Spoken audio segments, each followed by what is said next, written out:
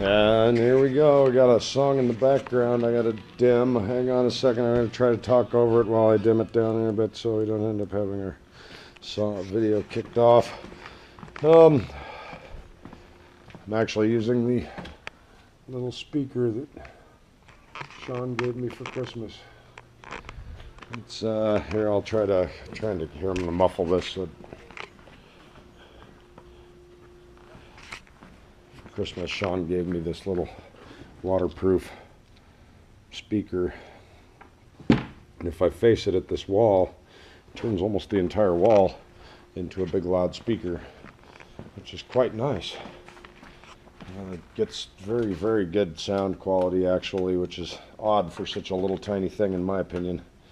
But turning on some lights so I can see what I'm doing. So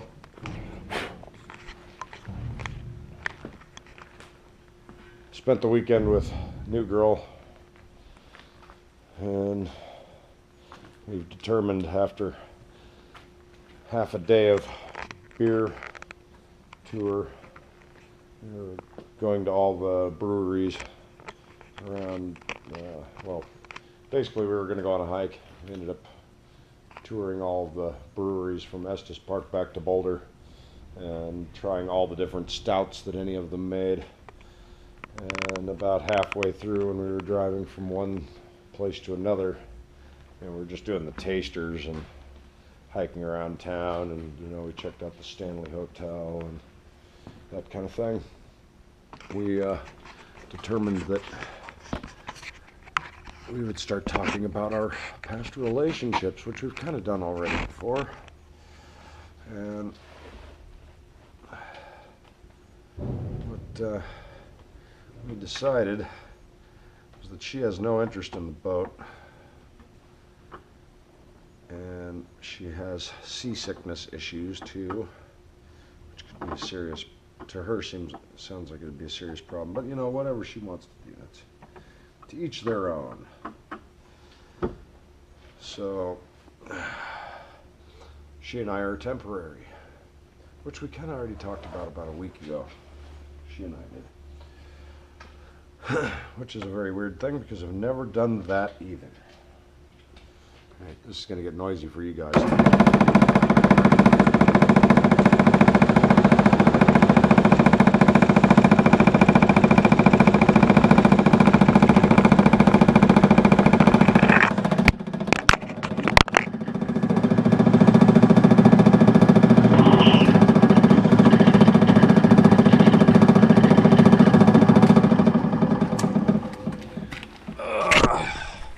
Sorry, fell down. I was drilling this hole through 4 back panels.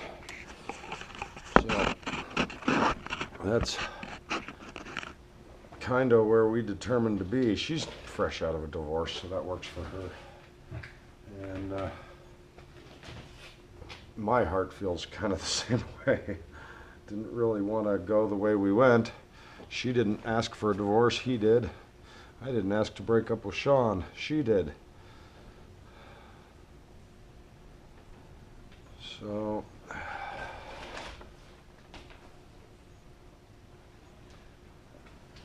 last week on one of the dating sites, and more like 2 weeks ago on one of the dating sites, I came across a really interesting profile. It was this girl had just the most incredible eyes. I mean, just drop dead gorgeous. Cannot believe how pretty she was. And her profile really fit the bill for my kind of thought processes, One of her pictures, the most incredible eyes. I mean, her just drop dead gorgeous. Cannot believe how pretty her eyes were. So she's here in Denver. I was just doing a local search because, you know, I'm in Denver. My profile is actually in San Francisco because I'm far more likely to go looking for somebody there than here. And, oh man, I'm trying to line up this hole to go through these panels. And I want it to be as centered as I can get it. See, that's offset by a little, so. But this bit seems to be offset, you know, crooked too.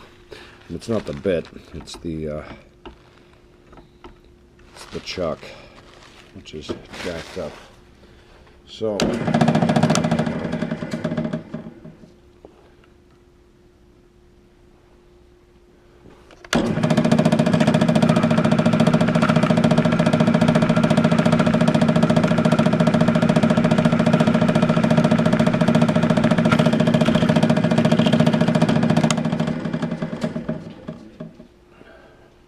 this has not been my normal job, but just the guy that used to do this, the guy that first did this when he started working here, started drinking on the job and then fired himself.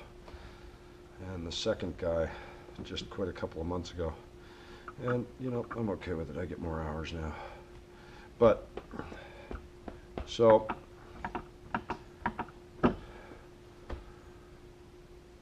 we went out, we had dinner.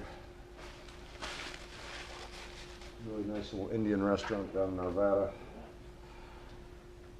She's a semi-vegan, vegetarian vegan.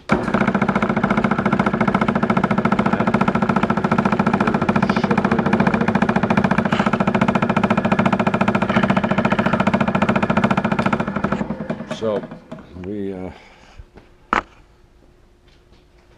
get there and she looks pretty shy. She is kind of shy. She's not very talkative, like she doesn't speak. She does interesting, submissive kinds of things, like serve food to me before she takes food for herself off the plate. I was not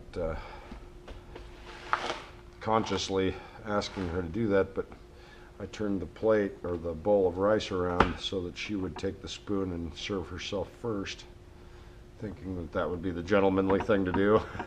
And she started dishing food onto my plate first, which is the very submissive thing to do. I found that very interesting.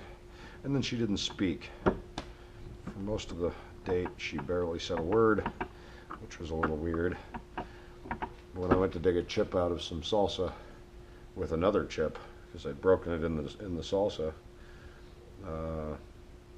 she held the plate so it wouldn't turn while I was doing it. That also seems kind of servitude-like in a way. And I'm finding that very interesting. So I mentioned to her that you don't seem to be talking much.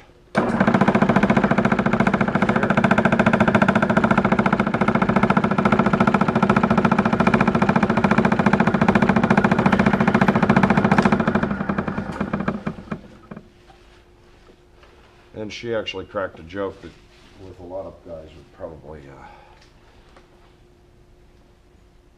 make them submit to her or upset them tremendously. She said, well, that's okay, you're talking enough for the both of us, which is always the case. If somebody isn't speaking, I have a tendency to do that.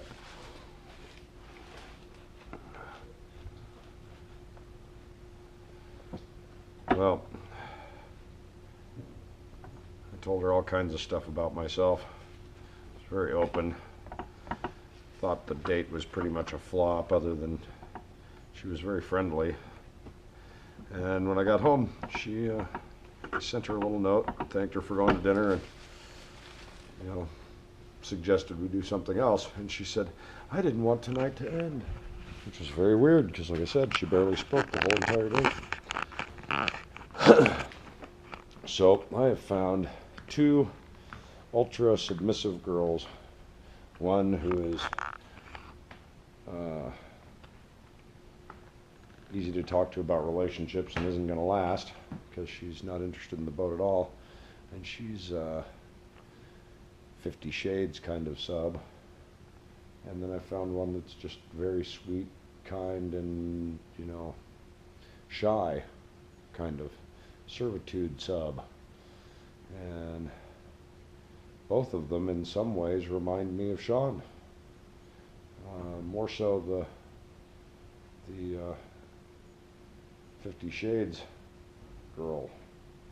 She's got a lot more similarity to Sean than the other one, which is good because I'm not going to have a long-term relationship with her, and she and I have already decided that. But isn't it very interesting? I go out and decide to be very outgoing and very confident in myself, which is how I've been the last couple of years, and as soon as I walk away from Sean, date. Got another girl who just wrote me on OkCupid, or on Plenty of Fish, and I sent her a note yesterday, I think it was, yesterday morning, and I haven't heard a reply from it, but she seemed pretty interested too, and we'll see what that turns into. But it's not my normal way, and it's very weird, and I miss Sean. I really do. I almost texted her the second that the new girl left this morning. I mean, like, it was all I could think about when I woke up. So, I don't like where I am. I don't like what's going on. I want my girl back. But I'm going to plug forward, and this new girl is the one that's online. She wants to live up in Washington, and she seems fairly open about the sailing thing right now. So anyway, the other thing I wanted to mention, and this was something that the new girl who has lots of counseling experiences was telling me about, is her ex, and he basically was very self-interested, self-aggrandizing, basically considered himself wonderful and was willing to just walk away from everything every time, tiniest, thing, and out of here. He seemed to show very little empathy for anybody, and they went to counseling together, try and fix their marriage, and he was basically diagnosed as a narcissist. And a narcissist, from what I read online, here I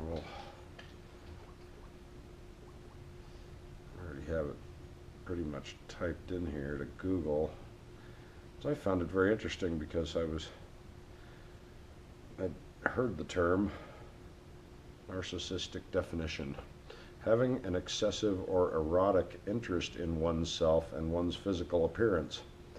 Vain, self-loving, self-admiring, self-absorbed, self-obsessed, conceited, self-centered, self-regarding, egotistical, full of oneself.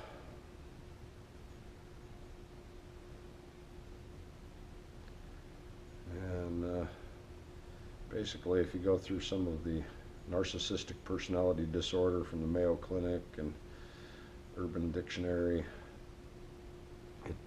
it shows that basically that kind of person manipulates the situation to get what they want and doesn't really care what anybody else wants. They'll walk away from a situation just like that, and they think they are better than everybody else. And some of them, according to this, a good portion of them, have little to no empathy. And so that's worth thinking about.